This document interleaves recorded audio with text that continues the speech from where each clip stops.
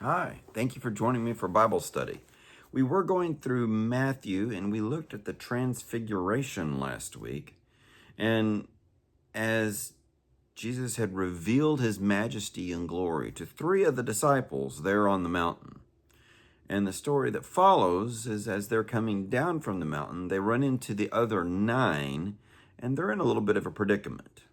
And I'm moving from Matthew to Mark, so the Gospel according to Mark, because he had some details that are really valuable for us in our lesson, and they're also appropriate for Father's Day. So Mark chapter 9, and we're going to begin in verse 14. And when he, being Jesus, came to the disciples, he saw a great multitude around them, and scribes disputing with them.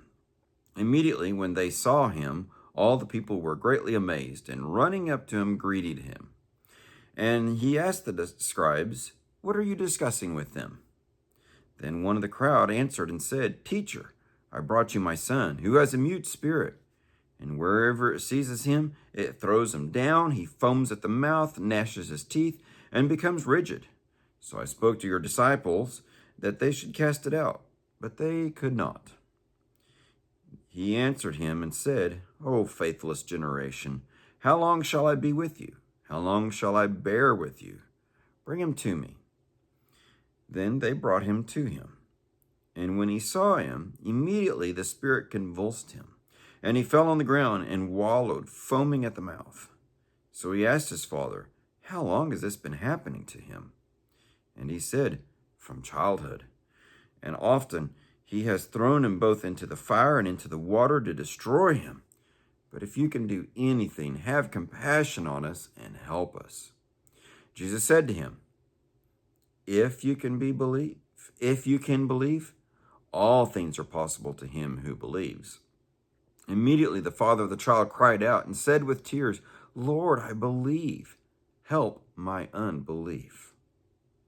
When Jesus saw that the people came running together, he rebuked the unclean spirit, saying to it, "Deaf and dumb spirit, I command you, come out of him and enter him no more." Then the spirit cried out, convulsed him greatly, and came out of him. And he became as one dead, so that many said, "He's dead."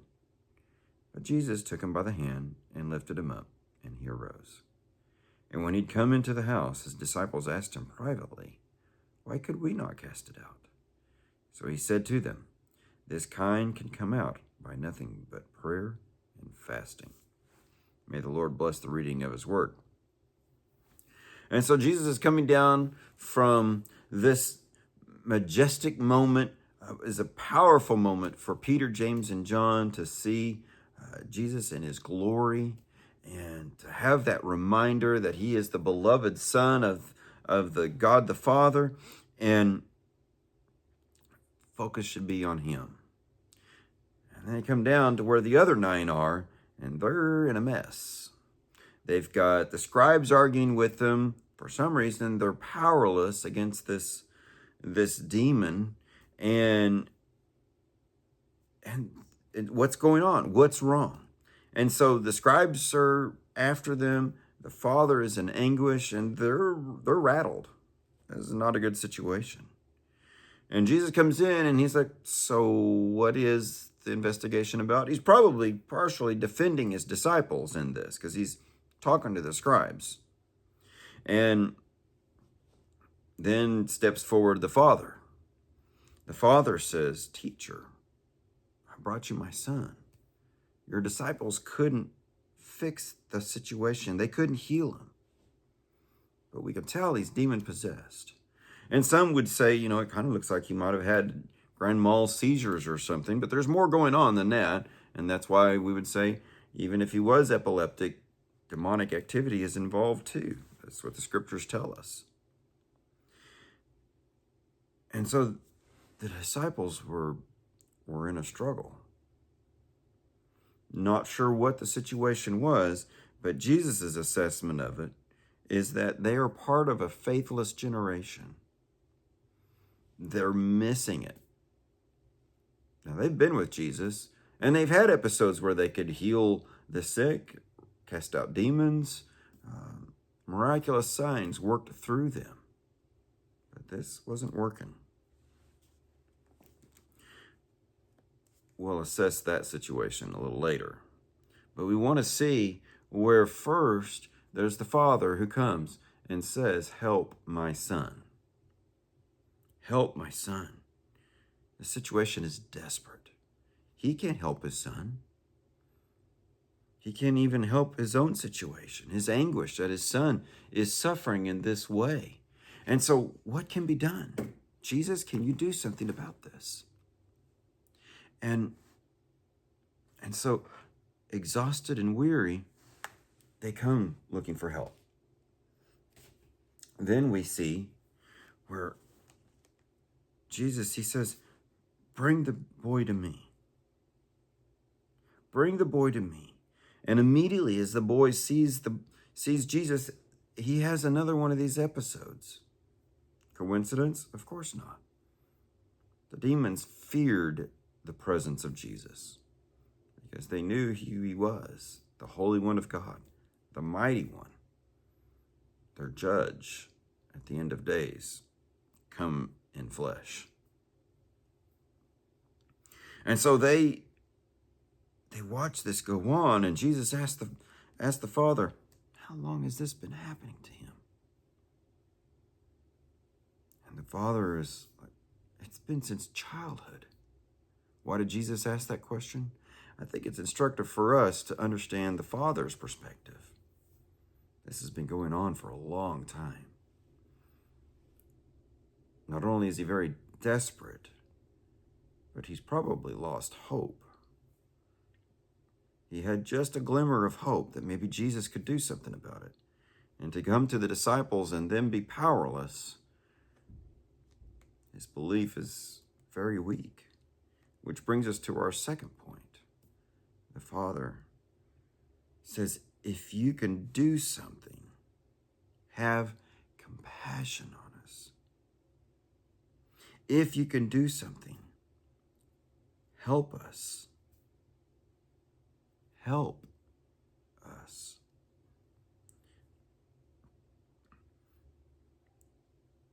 And Jesus says,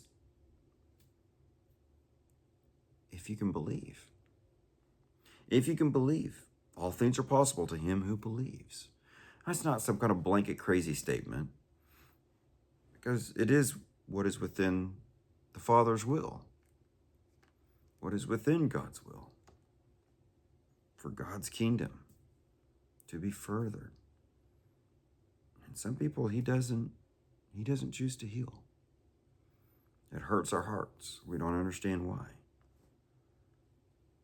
Because we don't have God's perspective. And sometimes even knowing God's perspective doesn't help our hearts. An explanation isn't what we need. An explanation doesn't hurt when it's our heart that hurts. Because we want him with us. We want him better. And knowing that God knows better doesn't make it feel any better, or that death was actually a better healing doesn't hurt us when we're missing them. And so we have to just trust him, to believe him, and allow his peace that passes understanding to minister to our souls. And in those cases, our faith may be like this Father's. It's weak. And that's where we come to our second help. Lord, I believe. Help my unbelief. The first help was help my son.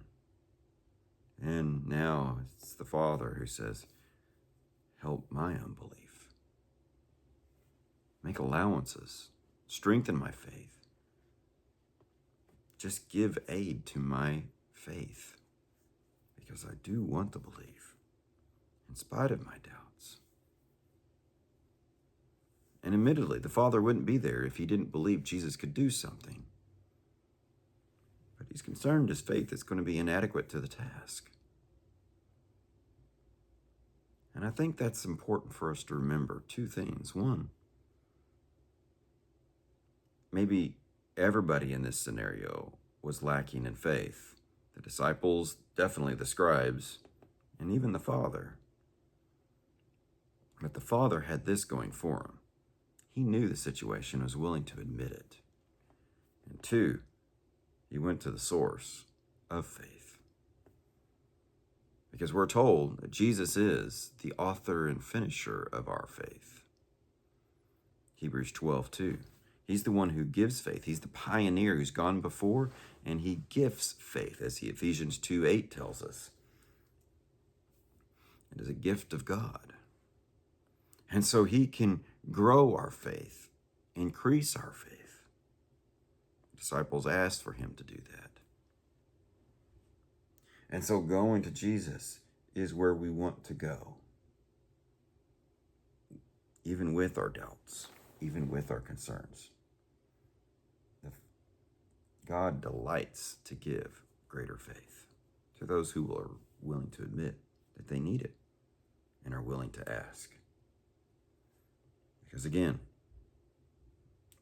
we'll never get all of our questions answered. But we can come to him with our questions and find comfort for our souls. So that's what the Father does. And the Father says, Lord, I believe, help my unbelief.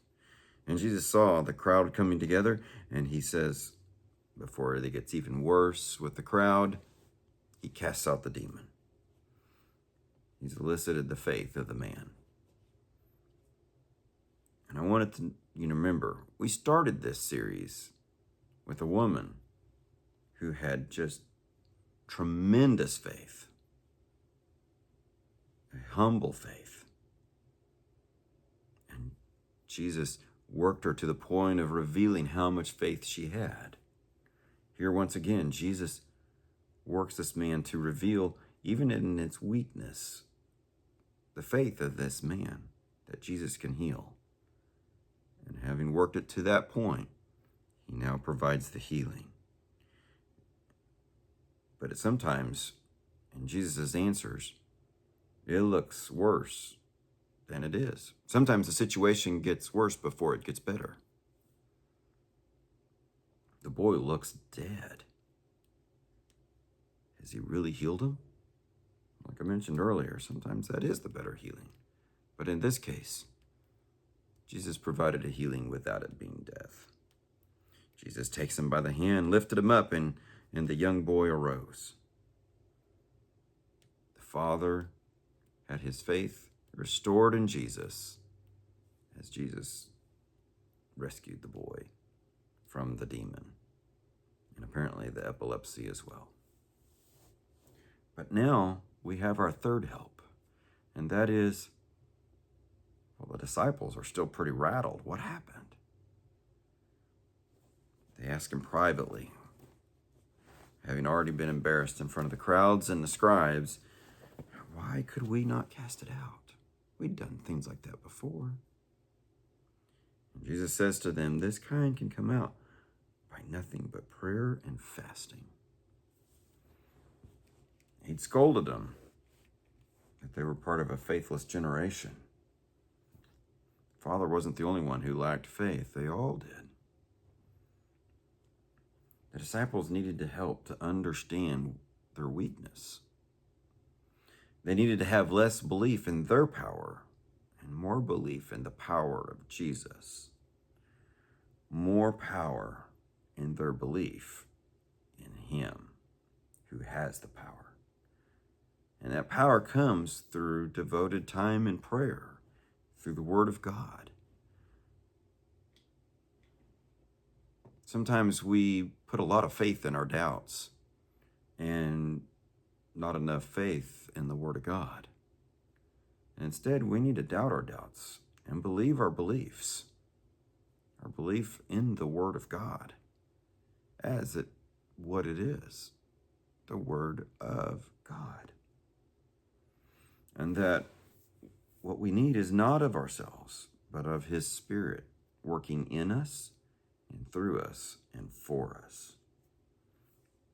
When Jesus answers this question as recorded in Matthew, if you were to flip back to Matthew 17, where a lot of this gets skipped over of the Father and the Son's interaction with Jesus.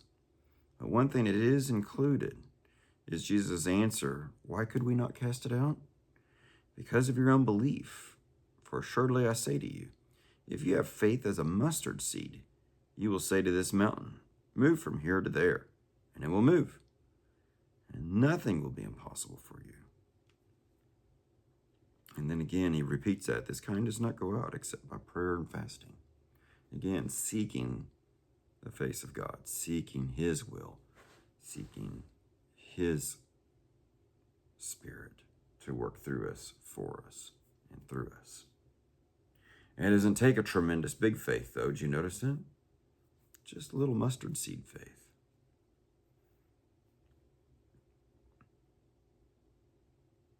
But for us to have little faith in a really big God, that's the key. Take him, our little faith, and have him grow it. But I have to warn you, sometimes, sort of like asking God to give us patience. There's only one way to get patience, and it's the same way that we get more faith.